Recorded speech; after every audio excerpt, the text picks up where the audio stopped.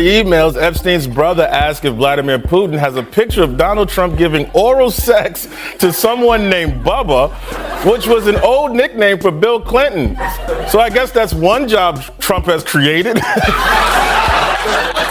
I don't know if that oral sex story is true, but I do know that image is burned in my brain like that scene from The Shining. By the way, I never went to the island. I never had the privilege of going to his island. And I did turn it down, but a lot of people in Palm Beach were invited to his island. In one of my very good moments, I turned it down. I didn't want to go to his island. What you're about to see should honestly come with seatbelts and emotional insurance. Michael Che steps on stage and folds Trump like a flimsy lawn chair at a chaotic family barbecue.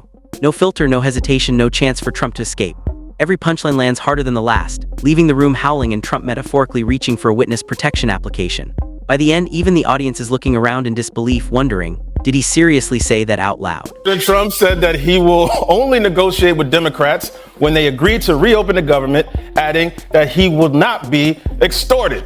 Except that one time he famously got extorted by that mattress actress Stormy Daniels. Trump also reacted to news that Prince Andrew lost the title of prince over ties to Jeffrey Epstein, saying he feels badly for the royal family.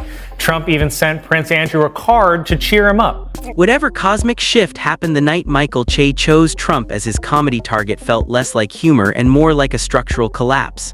1 second the room was calm, the next everyone's souls were levitating as Che unleashed jokes sharp enough to slice marble. It wasn't stand-up.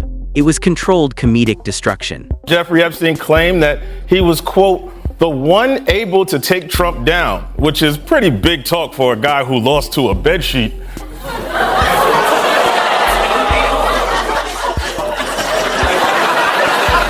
I just have to say, in general, I don't really believe in conspiracies because as a member of the Illuminati, I know that we, the lizard people, control everything. And it's really hard to believe that Trump was so oblivious that he didn't notice his good friend was running an international pedophile ring. Though I guess Trump is the one guy on earth who thinks YMCA is a straight. Michael didn't show up with soft jabs or polite teasing. He arrived armed with the comedic equivalent of a caffeinated wrecking ball dipped in hot sauce. The pace was relentless, the intention chaotic, and the room didn't know whether to laugh, hide, or call for emotional backup.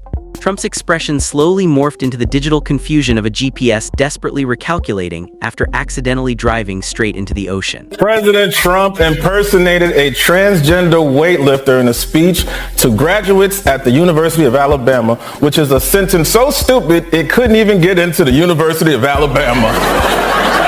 President Trump responded to a report showing the U.S. economy was declining by posting, "Be patient." And if his brain gets any worse, he's gonna be patient. Trump wasn't prepared mentally, spiritually, or structurally. Che wasn't aiming for gentle humor. He was crafting a full-blown opera of humiliation, portraying Trump as a monument of confidence wrapped in questionable choices. Each joke peeled back another layer like an onion engineered specifically to produce tears in everyone present. Trump stood there, visibly cracking as the room exploded with laughter. Ending the government shutdown will fund SNAP through next September, and thank God, because I was this close to donating food. President Trump attended a Washington Commanders game on Sunday, and I guess he hasn't been to one in a while because he showed up in redskin. Then came the moment when Che's comedic engine fully redlined. He targeted Trump's personality, the bravado, the theatrics, the gold-plated lifestyle that screamed, "I hype myself up professionally." He dismantled the ego, the swagger, the cinematic self-image, turning it all into a spectacle so relentless the audience briefly forgot the concept of breathing. It was pure comedic combustion. President Trump addressed a joint session of Congress and claimed that no president has changed government faster than him. Yeah, and nobody changed airport security faster than bin Laden. The U.S. Navy said that it lost a $60 million F-18 fighter jet after it fell off an aircraft carrier into the ocean. Well, thankfully, there's nobody at the bottom of the ocean who could use an airplane. Oh, God. The punchlines came in non-stop waves, giving Trump zero time to recover. Every time he tried to gather himself, Che fired off another joke, hitting harder than a caffeine-fueled kangaroo in a championship boxing match.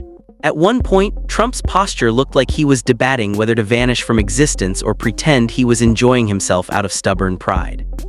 Che highlighted every exaggerated detail people associate with Trump: the dramatic entrances, the signature hand choreography, the Olympic-level self-promotion, and the constant expression suggesting he believes an autobiography should already be mandatory reading. He reshaped Trump into a full cartoon character. As the roast intensified, Che effortlessly shifted styles: sarcasm, sharp exaggeration, icy irony, full-throttle satire, like scrolling through a video game inventory of comedic weapons. The audience felt the momentum build with every tonal shift. It was cinematic whiplash delivered with expert precision. OpenAI has updated its video-generating app Sora to allow users to create cameos of themselves in videos, and they're pretty realistic. I mean, I made this one before the show.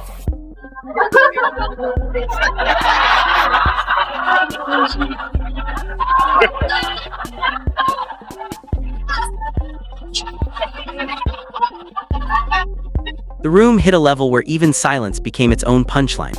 One pause from Che was enough to send the audience into full-body tension, knowing another verbal explosion was inevitable. Trump tried to smile, breathe, play it cool, none of it worked. Every punchline felt like an eviction notice served directly to his dignity. Che treated Trump's persona like a museum display showcasing questionable choices paired with industrial-strength confidence. He didn't portray Trump as misunderstood, but as someone proudly committed to being unintentionally entertaining in every major moment of his life. Trump didn't look angry. He looked like a CEO wishing the company budget included insurance for comedy-related damage. Che needed no charts or reports. His sarcasm was the data, and every joke was the graph. And Trump traveled to the Middle East this week, and if I were him, I would have just stayed there because it looked awesome. Trump arrived in Saudi Arabia, where he was greeted with a lavender carpet which matched the color of his tie and also the length. They also rolled out a mobile McDonald's truck for President Trump's visit, featuring Saudi Arabia's most popular new burger, the McJournalist. But Che wasn't done, not even close. He doubled down on Trump's speaking style: the exaggerated certainty, the dramatic pauses that feel like a Wi-Fi signal buffering in real time, the constant assumption that the crowd is hypnotized regardless of the words being spoken. Trump attempted to laugh along, but every sound he produced resembled an exhausted GPS recalculating from total catastrophe. People lost track of how many times their abs cramped. Comedy physics stopped working. Furniture could have laughed, and no one would have questioned it. Trump sat there pretending everything was fine, but the expression forming behind his eyes told another story. This roast was absolutely asterisk, not asterisk disclosed in the event invitation. His confidence slowly shifted into pure existential processing. Che treated him like irresistibly rich comedy material, not a villain, but a character overflowing with quirks begging to be turned into premium punchlines. Trump didn't stand a chance. Donald Trump announced he is selling limited edition gold sneakers for $400. You can check them out on the feed of the guy getting dragged off your flight. Attorney General Pam Bondi claimed that if not for Donald Trump seizing fentanyl at the border, 75% of all Americans could be dead. But hey, don't threaten us with a good time. By the midpoint, Che controlled the room with precision. Every smirk, every glance, every perfectly timed pause detonated another wave of hysteria. The energy wasn't high, it was volcanic. Trump, seated directly in the blast radius, tried to maintain his trademark confidence, but each punchline chipped away at it. The shift was visible, from "I've got this" to "please unplug the microphone before I disappear." Then came the peak. Che moved beyond Trump's persona and tackled the mythology, the idea of Trump as unstoppable, colossal, the gravitational center of any room. Che dismantled that myth piece by piece, revealing a hilarious truth beneath it. For all the bravado, Trump behaves like someone who believes the world should run on applause and gold-trimmed enthusiasm. Overwhelmed, he looked like a contestant entering a talent show expecting a trophy, only to be turned into the final punchline by the headliner.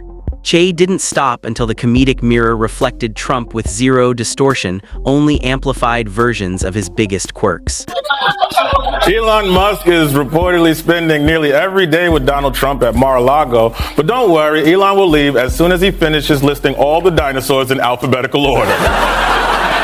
Elon Musk's new Department of Government Efficiency posted a job listing saying that they are looking for people willing to work 80-plus hours a week for no money. But you can't be surprised that the white African guy's first idea is slavery. The audience loved every second because Che wasn't treating Trump like a political figure. He was treating him like a never-ending comedic gold mine. Every detail became material. The tan, the slogans, the unwavering confidence in every sentence he's ever delivered. The dramatic hand gestures that look like he's conducting an invisible orchestra of loyal yes men. The belief that every microphone stand deserves special treatment simply because he's using it. Che closed the roast by returning to the central theme: Trump is the type of character comedians accidentally summon into existence. Too bold to ignore. Too dramatic not to exaggerate, too confident not to mock. He is unintentional comedy personified. The meltdown was complete. No smile could disguise the expression of a man quietly reconsidering every life decision that led him into that chair. Has signed an executive order giving refugee status to white people from South Africa. I could have sworn that white people had it good in South Africa. Must be the Mandela effect. The Trump administration announced that after face-to-face talks with China, it is lowering tariffs from 145% to 30%, which is a little like OJ bragging about taking the knife out. Long after the show ended, the shockwaves kept spreading. Clips went viral instantly. People replayed them just to watch Trump's slow, dawning realization face over and over. Comment sections erupted with debates about whether he was angry, confused, embarrassed, or simply praying no camera had captured the moment his soul attempted to exit his body. Unfortunately for him, every angle caught everything. Comedy historians will mark the night as the moment Michael Che unlocked the highest possible level of roasting and completed it without hesitation. No shortcuts, no mercy, just raw comedic precision. Celebrities considering future roast appearances probably watched the footage and immediately reevaluated their entire public-facing strategy. The message was clear: if Michael Che is in the lineup, you'd better hope your ego is fireproof. Che didn't obliterate Trump out of hatred. He did it because Trump's public persona is simply too exaggerated, too theatrical, too perfectly over the top to resist. Trump wasn't defeated. He was immortalized as elite-tier roast material for generations. President Trump, while on his trip, said that Iran has sort of agreed to terms for a nuclear deal in the same way Trump has sort of agreed to uphold the Constitution. Many people in Saudi Arabia were very happy with President Trump's visit to the country because rich Saudis love to fly out thick blondes. He will appoint Fox News host Jeanine Pirro as interim U.S. Attorney for Washington, D.C. Pirro celebrated the news with a bottle of wine every day for the last 50 years. The moment didn't fade. It carved itself into comedy history as the night ambition, ego, and theatrical confidence collided with a comedian armed with perfect timing and zero restraint. Every punchline became a historical artifact, every audience scream a timestamp of chaos. Trump will carry that memory forever. The night he entered a comedic arena believing charisma would shield him, only to discover sarcasm firing like artillery. Confidence collided with comedy, and comedy laughed the loudest. He walked away trying desperately to appear unfazed, like someone whistling loudly after tripping in public. Hopping the performance hides the fall. He straightened his jacket, lifted his chin, and radiated the kind of confidence only a person sinking slowly into emotional quicksand can display. The Democratic National Committee protested President Trump's plans to accept a $400 million luxury jet from Qatar by flying a banner over Mar-a-Lago reading Qatar-a-Lago. It's the kind of hilarious stunt that makes you realize why the Democrats will never win again. Ethical experts are also warning that Trump may owe political favors to countries who give him lavish gifts. But based on the way he left the Middle East, I think I know how Trump is going to pay them back. Meanwhile, Michael Che became a legend in the invisible league of comedians who push boundaries without breaking a sweat.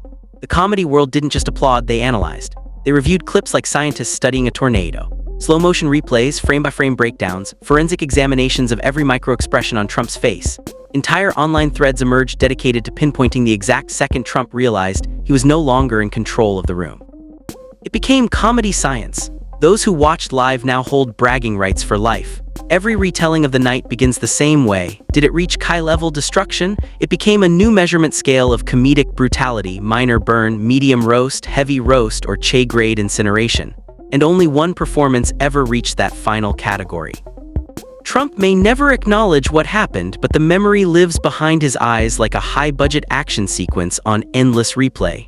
No matter how many interviews he does or headlines he chases, one truth will always echo in comedy culture. Michael Che didn't just roast him. He redefined the art of roasting by using Trump as the blueprint.